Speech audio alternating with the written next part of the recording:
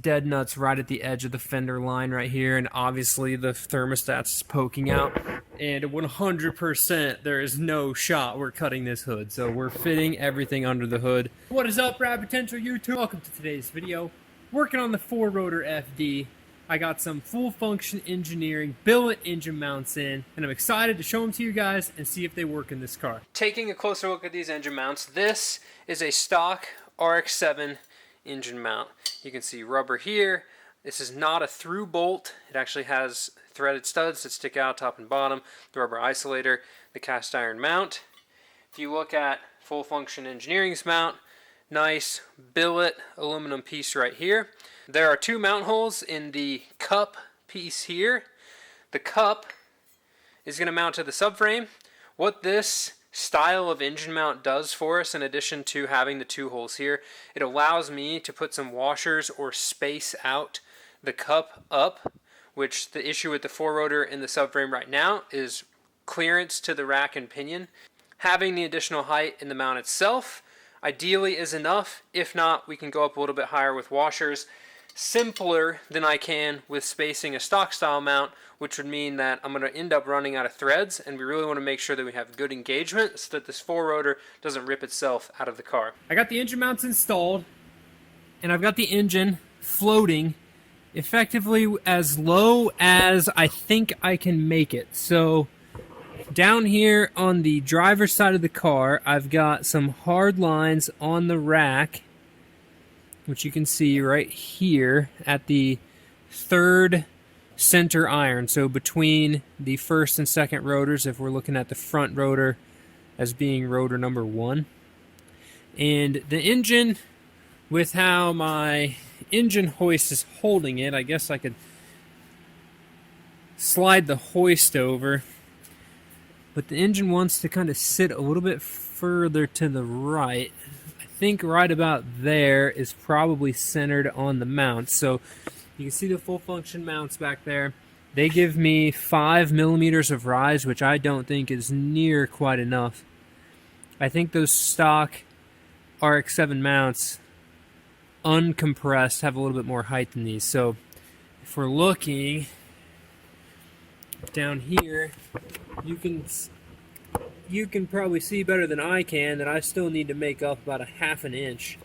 And then if you look right here, we're basically touching the rack strap on this side and barely clearing the stock power steering line right there. So it looks like that power steering line just goes to this side. And I think as far as clearance underneath the engine, it's actually not that bad. Up in here, to mount right where it is, it would fit. Also, you can see the transmission brace is going to need about a ½ an inch of spacer as well. I went ahead and unbolted it so that I could raise the engine up a little bit higher. Ultimately, what I think I'm going to do next is I'm going to go ahead and grab a big stack of washers, and I'm going to bolt these engine mounts with the 4-rotor in position where it clears all of the rack. Okay, so just like it is right now, I'm going to stack a bunch of washers under both of the engine mounts and get this thing bolted down so it's fixed. We'll leave the transmission disconnected. That's a pretty easy spacer to make. I don't think anywhere above the transmission that I'm contacting the tunnel, and I'll check that, but there's plenty of room usually to lift the stock 13B up in order to do an oil pan gasket change or stuff like that without it running into the trans tunnel. And you can see just here, clutch slave cylinder looks like it's clearing. I mean, the bell housing bolts are going to be a pain in the butt to get to, but that's okay. So I'm going to go ahead and bolt this in. Reason being, I want to see if the front accessory stuff, mainly the water pump housing, is actually going to clear the hood. So if I can get the engine bolted in right here, I know I can move the alternator to some other vicinity or mount it where the air pump was, right? And I know that the air conditioner and power steering sit low enough. We got to make sure the water pump sits low enough. In theory, looking at the height of this, I'm hoping that the intake manifold, which is going to be a wraparound intake, it's going to be a wraparound intake manifold with throttle bodies. that intake manifold clears at the front of the engine. So I think it should sit far enough back that we should be good to go, but that's going to be the next tight spot with the engine sitting this high, okay, compared to me cutting up the subframe and lowering the engine down to make it fit. Well, guys, I don't think this is going to work. I grabbed the power steering bracket, air conditioner bracket from the original engine, and I grabbed a water pump housing I had laying around, and I don't think that that clears the FD hood. You would think that the hood might come a little up in the center, but on an FD it's pretty much level with like the inside of the headlight edge here, so it kind of like comes down, maybe comes up a tad and goes over. On the water pump, this is like the thermostat housing here, so you know, this piece we can take off and you can make something smaller and that sits lower and still kind of bleed through either one of these ports or something, but I don't really think that this sort of, you know, mounting the alternator here is going to be awfully tight off the top of a stock water pump housing. So you can see there. So I don't know that that's necessarily going to work. I really didn't want to have to put an electric water pump on this car, but we could keep the engine at this height. So effectively, I've raised the engine up, and you can see down here we're resting on engine mounts with like mega washer spacers, like 1.25 inches on the driver's side and 1 inch on the passenger side, like mega spacers down there. So we're clearing the rack. But I just really don't think this is feasible. Like, I think that there needs to be some sort of sacrifice in moving the rack down. I don't think there's going to be a way around it now. If we want to proceed, right, like the car, goal, street car. We want air conditioning, we want power steering. Air conditioning, probably a go. Power steering pump, maybe a go. I'd like to not have to just run like the air conditioner belt and still be able to run a belt-driven water pump and alternator, but putting the alternator out here on the side, I really don't think that clears the hood. Bleeding the coolant's going to be hard at this point.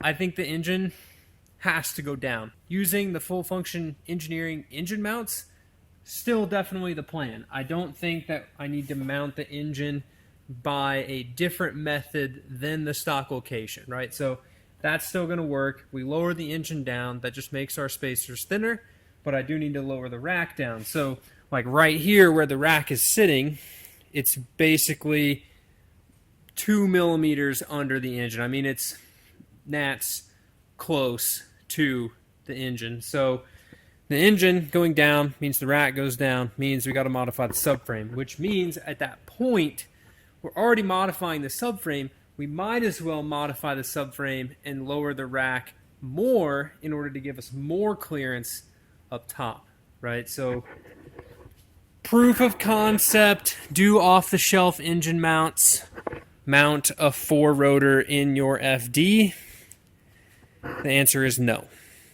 So we got that going for us, which is nice.